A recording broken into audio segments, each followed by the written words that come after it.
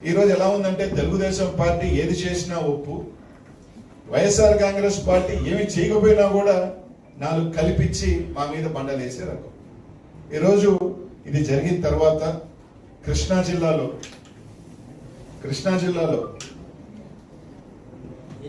ఒక జిల్లా పరిషత్ chairman BC మహిళ చిన్న కుటుంబంలో నుంచి వచ్చి, హారిక చిన్న కుటుంబం నుంచి వచ్చి ఒక జిల్లా పరిషత్ చైర్మన్ స్థాయికి ఎదిగితే, ఆ అమ్మాయిని సొంత మండలంలో కార్యక్రమానికి వెళ్తుంటే దాదాపు 1.5 గంట సేపు ఆ అమ్మాయిని కారులోనే ఉంచి చుట్టుపక్కల తెలుగుదేశం పార్టీ జనసేన నాయకులు కార్యకర్తలు మాట్లాడిన భాష భయభ్రాంతులకు గురి చేసిన ఇది చూసాం.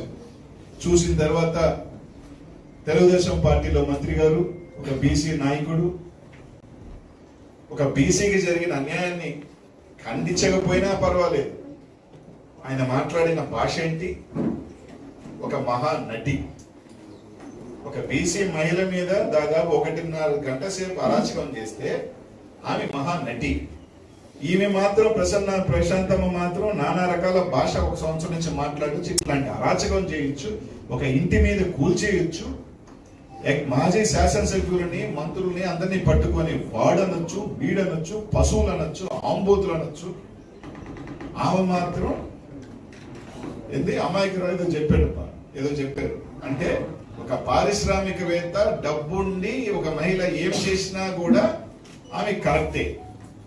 అదే ఒక పేదింటి ఒక బీసీ మహిళ మాత్రం కష్టపడి పెద్ద స్థాయికి పోతే ఆ అమ్మాయి మాత్రం అంట మహానటి అంట.